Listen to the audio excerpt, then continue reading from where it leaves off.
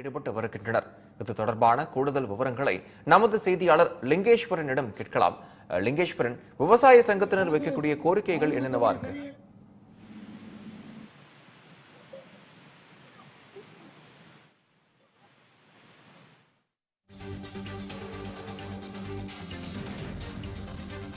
ராமநாதபுரம் ஆட்சியர் அலுவலகத்தில் கோரிக்கைகளை நிறைவேற்ற வலியுறுத்தி தமிழ்நாடு வைகை விவசாய சங்கத்தினர் ஆர்ப்பாட்டத்தில் ஈடுபட்டு வருகிறார்கள். அந்த காட்சிகளை பார்த்துக் கொண்டிருக்கிறோம்.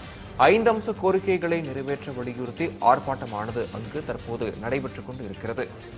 ஆட்சியர் அலுவலக நுழைவாயிலில் விவசாயிகள் ஆர்ப்பாட்டத்தில் ஈடுபட்டு வருகிறார்கள். கைகளில் பயிர்களை ஏந்தியவாறு விவசாய சங்கத்தினர் அங்கு தற்போது ஆர்ப்பாட்டத்தில் ஈடுபட்டு வருகிறார்கள். அந்த காட்சிகளை பார்த்துக் கொண்டு இருக்கிறோம். ஆர்ப்பாட்டத்தில் ஈடுபட்டிருக்கும் விவசாயிகள் குறித்த கூடுதல் விவரங்களை வழங்குவதற்காக செய்தியாளர் லிங்கேஸ்வரனிடம் கேட்கலாம். லிங்கேஸ்வரன், விவசாய சங்கத்தினர் வைக்கக்கூடிய கோரிக்கைகள் என்னவா இருக்கு? நிச்சயமாக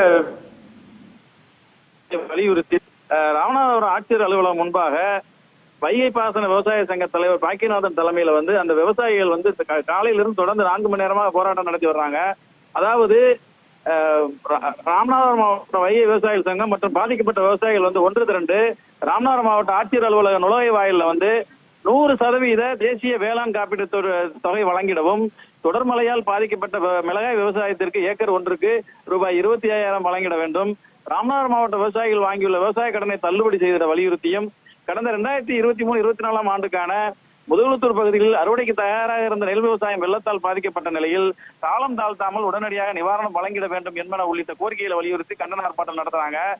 ராமநாதபுரம் மாவட்டம் முதுகுளத்தூர், கமுதி, கடலாடி, சிக்கல், திருவாடனை உள்ளிட்ட மாவட்டத்தின் பல்வேறு பகுதிகளைச் சேர்ந்த 1000க்கும் மேற்பட்ட விவசாயிகள், ஆண்கள், பெண்கள் என கைகளில் சேதமடைந்த நெல் மற்றும் மிளகாய் நாற்றுகளுடன் மாவட்ட ஆட்சியர் அலுவலகத்தை முற்றுகையிட்டு போராட்டம் நடத்தினாங்க. குறிப்பாக காலையிலிருந்து தொடர்ந்து 4 மணி நேரமாக விவசாயிகள் அமர்ந்து தர்ணா போராட்டம் நடத்தி வரும் நிலையில மாவட்ட ஆட்சியரோ வேளாண் துறை அதிகாரிகளோட தங்களை சந்திக்கவில்லை, இதுவரை அரசு தரப்பில் எந்த அதிகாரியும் சந்திக்கவில்லை என்ற ஆதங்கத்தை வெளிப்படுத்தும் விவசாயிகள் தொடர்ந்து போராட்டத்தை நடத்துறாங்க. நேற்று முதுகுளத்தூர் சட்டமன்ற தொகுதிக்கு உட்பட்ட கடலாடி தாலுகா பகுதி விவசாயிகள் தாலுகா அலுவலகத்தை முற்றுகையிட்டு போராட்டம் நடத்திய நிலையில இன்று தற்போது வைகை விவசாயிகள் சங்கத்தினர் ஆட்சியர் அலுவலகத்தை முற்றுகையிட்டு போராட்டம் நடத்தி வருவது மாவட்டத்தில் விவசாயிகளின் கொந்தளிப்பை காட்டுவதாகவே தெரிகிறது. மேலும் தற்போது வரை அரசு அதிகாரிகள் யாரும் வராததால பொறுமை இழந்த விவசாயிகள் பேரணியாக ஊர்வலமாக சென்று ஆட்சியர் அலுவலகத்திற்கு நுழைய முற்பட்ட நிலையில் அவர்களை தடுப்பு வேலி அமைத்து தடுத்து நிறுத்தி காவல்துறையினர் பேச்சுவார்த்தை நடத்தியதை ஏற்றுக்கொள்ளாத விவசாயிகள் போலீசார் அமைத்த தடுப்பையும் மீறி ஆட்சியர் அலுவலகம் முன்பாக சாலையில் அமர்ந்து தொடர் போராட்டம் நடத்தி வர்றாங்க. இதனால் மதுரை ராமேஸ்வரம் தேசிய நெடுஞ்சாலையில் கடும் போக்குவரத்தானது பாதிக்கப்பட்டுள்ளது. தற்போது வரை தேசிய நெடுஞ்சாலையில விவசாயிகள் சாலையில் அமர்ந்து போராட்டம் நடத்தி வருவதால பெரும் பரபரப்பு காணப்படுகிறது. மேலும் ஆட்சியரே தங்களை சந்திக்கும் வரை இந்த இடத்தை விட்டு நகரப் போவதில்லை என திட்டவட்டமாக தெரிவித்த விவசாயிகள் தொடர்ந்து 4 மணி நேரமாக சாலையில் அமர்ந்து போராட்டம் நடத்தி வருவது பெரும் பரபரப்பை ஏற்படுத்தி இருக்கிறது. விக்னேஷ்.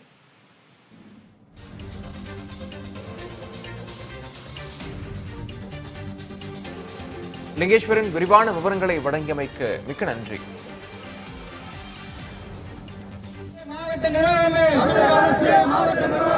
விவசாயிகள் வாங்கிய கூட்டுறவு கடன்களை நெல் குவிண்டால் ஒன்றுக்கு